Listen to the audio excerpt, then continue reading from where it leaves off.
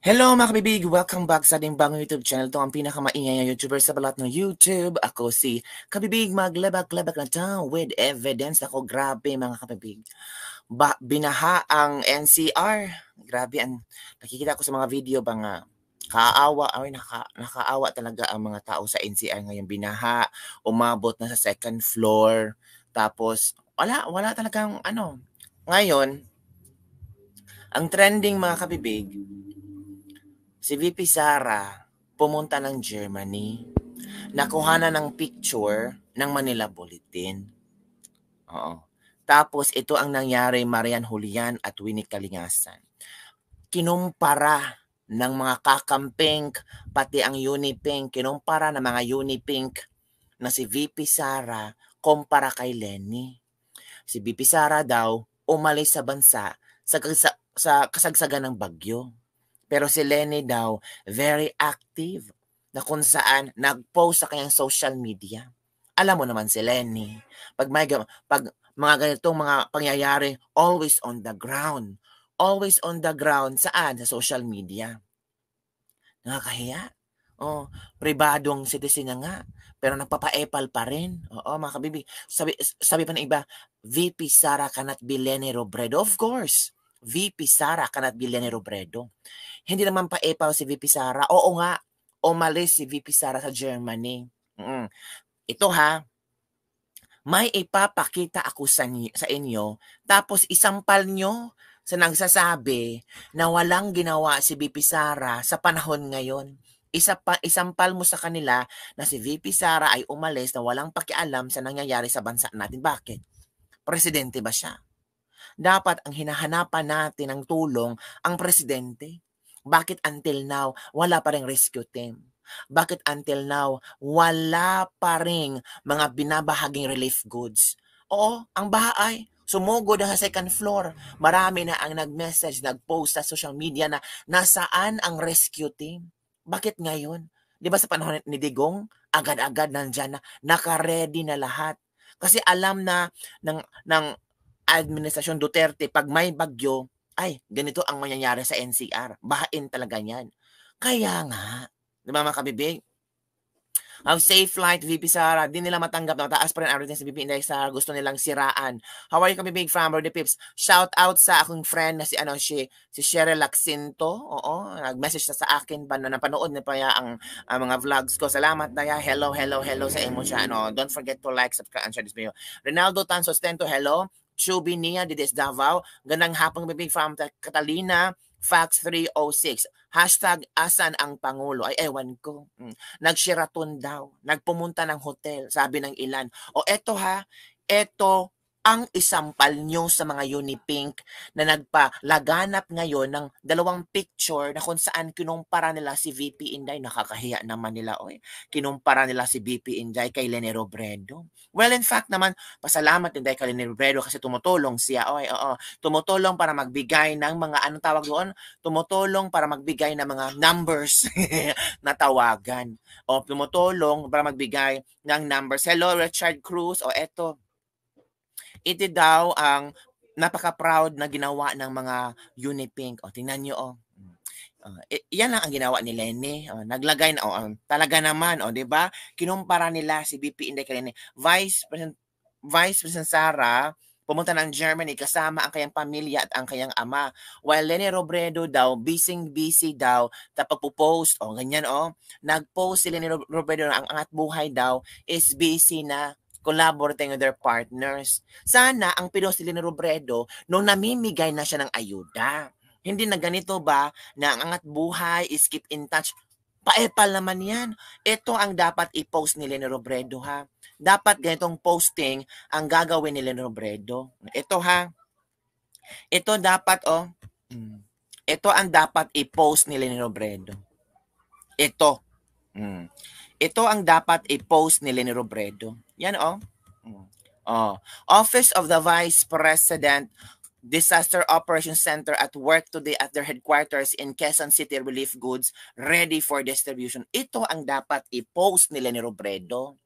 Bakit ipopost ni Lenny Robredo ang mga numbers kung saan tatawag ang Pilipino? Ito ang dapat i-post ni Lenny Robredo. Di ba? Akala nyo walang ginawa ang VP natin? Nakahanda na sila.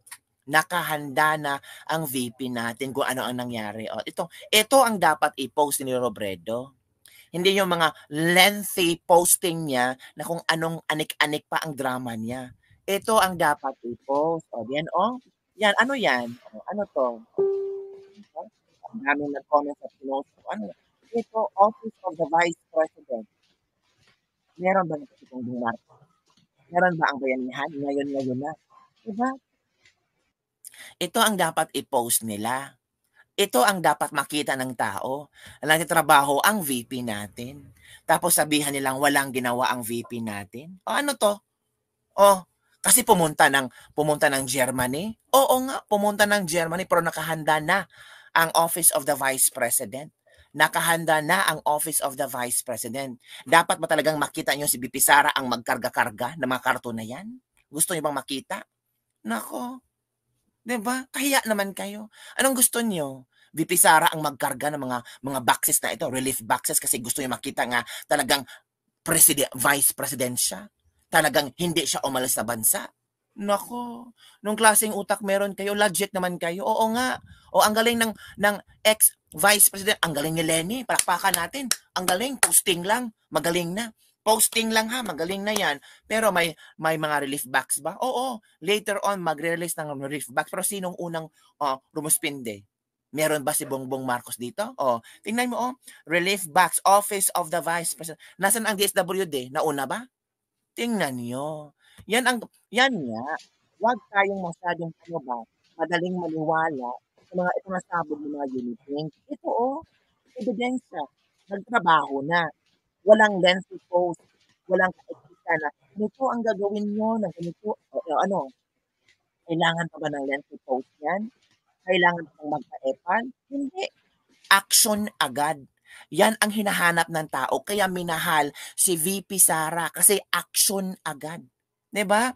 Kakahiya naman ikumpara nyo si VP Sara with this picture. Samantala, ano ang nasa kay Lenny? Lengthy post? Dapat sana Lenny Robredo, lengthy post plus picture na kung saan nag-distribute sila ng relief goods. Pero wala puro lengthy post. Ano yan? Paepa lang. O ito.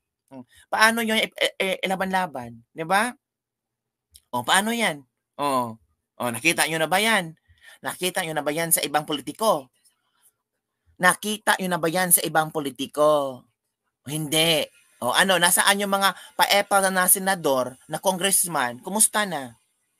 Sino ang unang nag-release? Sino ang unang nag-release ng relief goods? OVP. Yan. Huwag kasing masyado. Huwag kasing masyadong paepal kayo. Nag-meeting ang presidente si Sara, namigay na. Pero kabibig, nagpunta si Sara sa Germany. Bakit? Anong problema kung nagpunta si Sara sa Germany?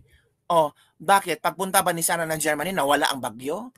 Ito ang totoong istorya ha. Makinig kayo.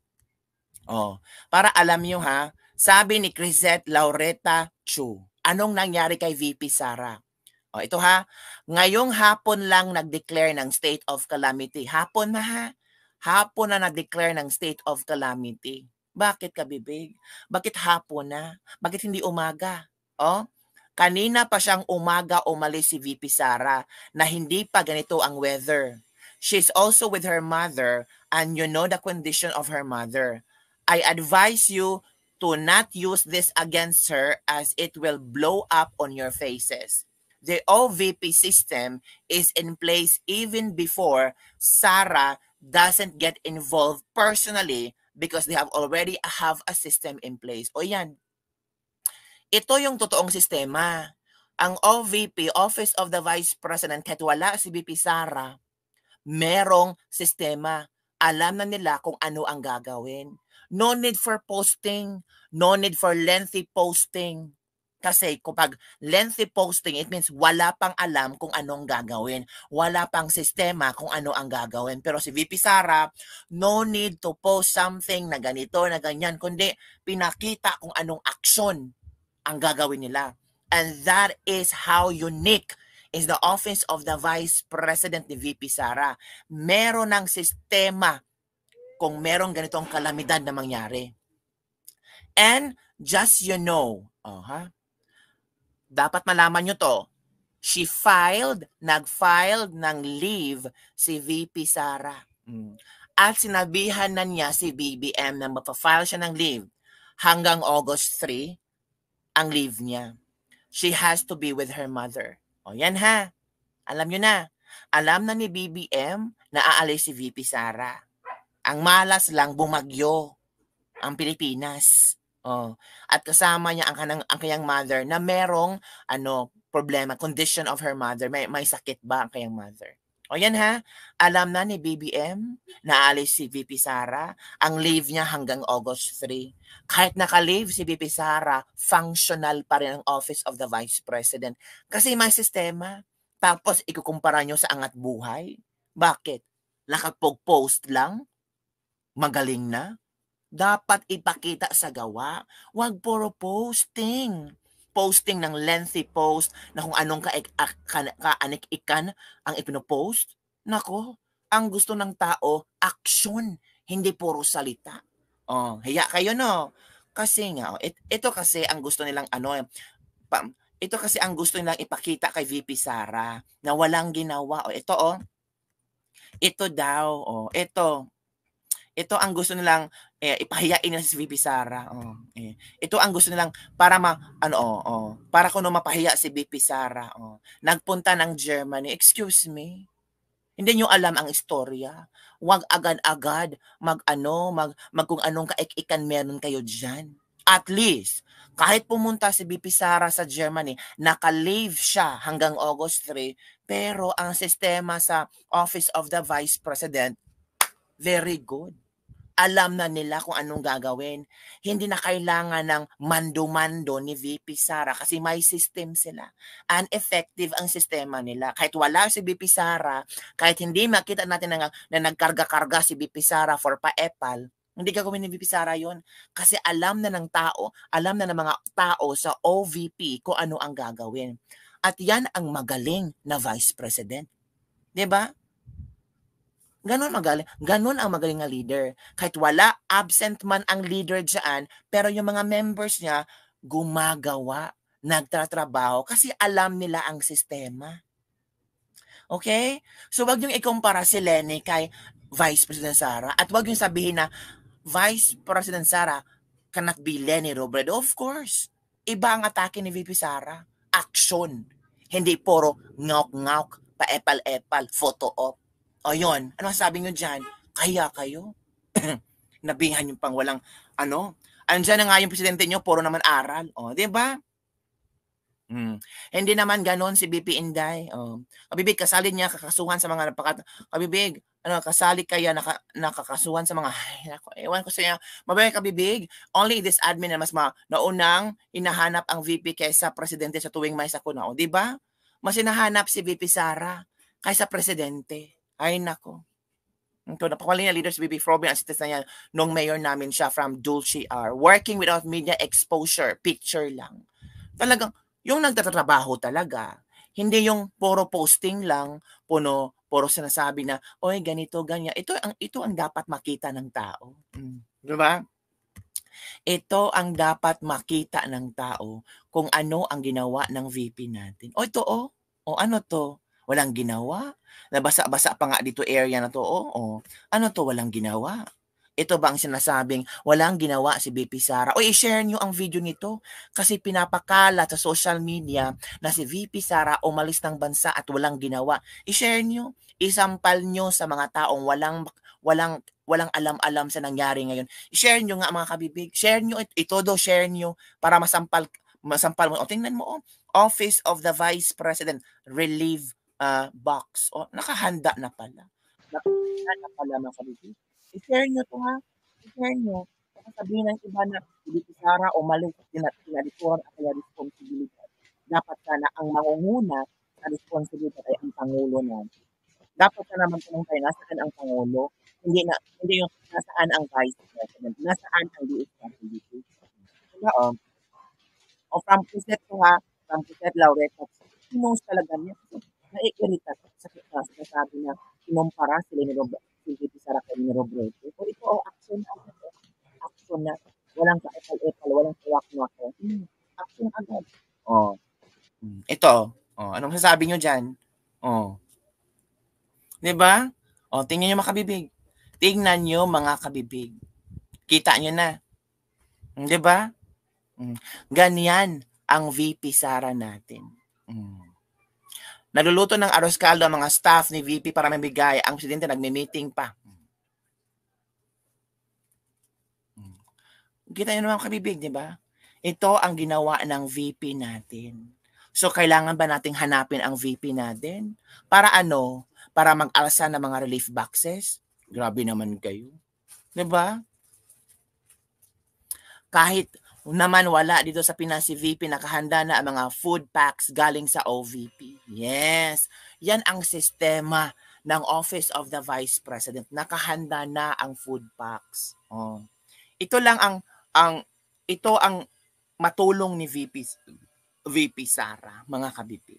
Palakpakan naman natin si VP Sara. Tingnan niyo mga kabibig, palakpakan natin si VP Sara. Idol, galing ni VP, nakaantabay. Yes, nakaantabay na ang mga tao. Ay, Lini, kahit walang ginawa, kundi pati ko si VP, pero di siya tinanggalan ng security. VP Sara today is a very sensible person. Kaya nga, bago siya umalis, ay nakahanda na ang mga relief packs na ipamimigay sa mga naapektuhan ng baha. Ganyan siya mag-isip. Inuuna ang pangangailangan ng tao. Yes, correct ka dyan. Tingnan mga kabibig, tingnan nyo mga kabibig. Tingnan nyo. Diba? VP Sara is an excellent leader, very responsive to people's need. Bakit si VP ang hinahanap? Bakit hindi hanapin ang presidente? Tingnan nyo. Tingnan nyo mga kabibig kung gaano kagaling ang ating Vice President Sara Duterte. I-share nyo kabibig. I-share nyo ang video ito para malaman ng mga friends mo na merong ginawa ang Office of the Vice President at may sistema sila. Yun nga. Pero yung iba, kinumpara si Sara Duterte kay VP Leni. Ito pa yung ibang mga video sa pictures na talagang nagtatrabaho ang ating Vice President, na hindi nating i-taken for granted ang ginawa ni Vice President Sara Duterte. Tingnan natin kung ano ang ginawa. Ito pa Yan. Ito pa. Nakahanda na. Yan. Ano pa? Handa na. Nakaluto na nga sila. So may sistema talaga ang Office of the Vice President. Kahit wala si VP Sara, may sistema at alam nila kung ano ang gagawin. Yan VP yan. VP yan Pagmalaki natin na nagresponde agad ang Office of the Vice President VP yan.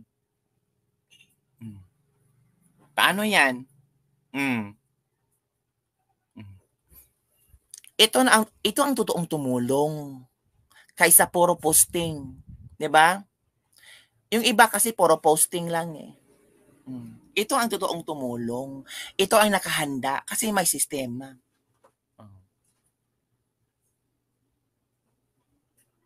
Tingnan niyo, mga kabibig. Ano ang reaction niyo dito? Tapos, kinukumpara niyo kay Leni Robredo. Huwag naman pong ganun. Unfair naman po kayo, mga kabibig. Responde sa baha, VP Inday is ready. Diba? Tingnan nyo. Grabe si Inday Sara Duterte, nakahanda na talaga. Ito another video para kita nyo. Ito, another video na ang Office of the Vice President is working very hard. Watch. Office of the Vice President prepositions relief items and hot meals for families affected by bad weather due to Typhoon Karina PH and the enhanced southwest monsoon and airs in Metro Manila and Calabarzon on Wednesday. Tingnan nyo. Yan. Walang ginawa.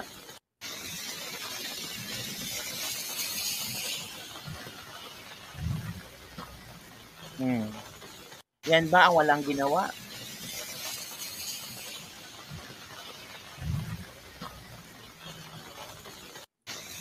Hmm.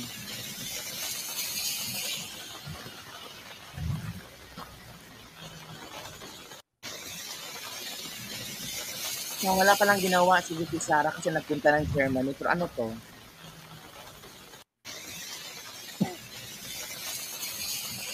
Naka-preposition na yung food facts at food facts. The OVP DOEC is just waiting clearance from OCD before being deployed. Very good. From Rosie Alba Vlogs. Oh, my new si Rosie Alba Vlogs. Sabi ni Rosie Albia Vlogs, naka-preposition na yung food facts at food facts. The OVP DOC is just waiting clearance from OCD before being deployed. Sana mabilisan yan, Rosie Albia Vlogs, para talagang makatulong naman kahit konti, di ba? O, nasaan na yung ayuda? Di ba ang Pilipinas is known for ayuda nation? O, nasaan na yung ayuda? Ito dapat sa panahon na ito, ang tawag dito, ang mamimigay ng talagang agarang ayuda. Ito dapat, during kalamidad, dapat ang agarang ayuda ang ipamimigay.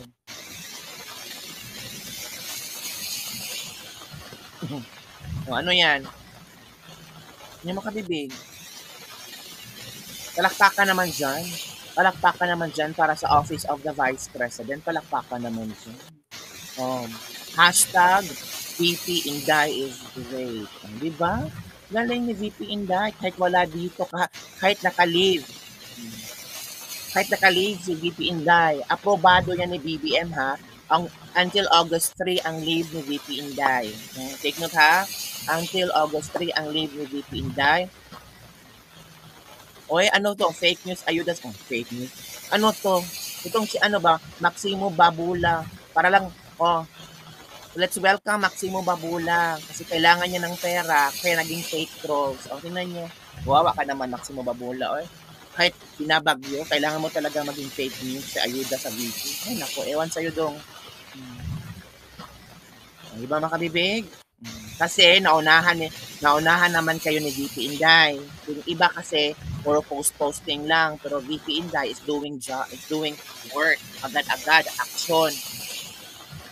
VP Sara is the best kasi advance mag-isip kapag may kalamidad. Nice ang food truck ng OVP, ganyan dapat. Incomparable talaga si VP Sara. Nanggamba din si Maximo. O, diba? Bigyan naman natin ng palakpakan si VP Sara. Kahit wala siya dito sa Pilipinas, pero napaka-systematic naman ang kanyang Office of the Vice President. Hindi na nakilala si Inday noong Vice Mayor pa siya ng Davao, so kaya kami humihingi ng pinapakain namin sa mga bata sa ospital o mga barangay workers. Diba? Saka na magbigay ang OP kasi hinahanda pa nila ang limpak-limpak na papel. Tingnan niyo. Naunahan na naman daw ni Inday si Bangang kahit wala siya sa Pilipinas. Our working Vice President. Kahit naka-leave si Vice President Sara today, she is still working. Ang leave ni VP Inday is until August 3 and approved by Pangulong Duterte, Pangulong Bongbong. Hello, Milza Vlog. Okay.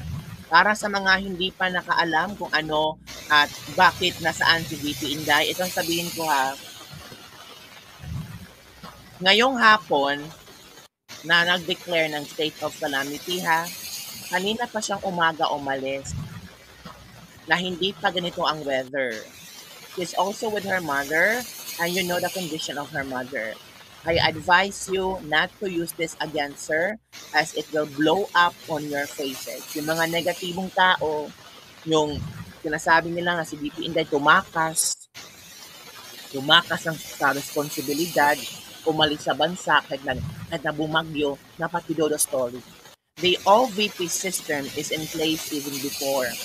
Sara doesn't get involved personally because they have already a system in place. And just so you know, she filed the leave and told her superior BBM hanggang August 3 ang leave niya. She has to be with her mother. Ha? Dapat alam nyo ha, yung dapat alam nyo kung ano ang rason kung bakit si VP Sara ay umalis. Anong role ng VP sa Bagyo? Sabi ni Vo Ryan. Mabuhay ka, VP Sara Duterte. God bless you. Matalino ang ating VP. Must be proud. God bless all. Thank you for sharing, Kalibig. So what? Okay, big shout out to all followers Kalibig from Brazil. Mamunay, hello, hello, hello. God bless, VP Sara. I-share niyo mga VP. I-share niyo ang live na ito kung ano ang ginawa ng ating VP kahit wala siya dito sa Pilipinas. Diba? Tingnan niyo, oh.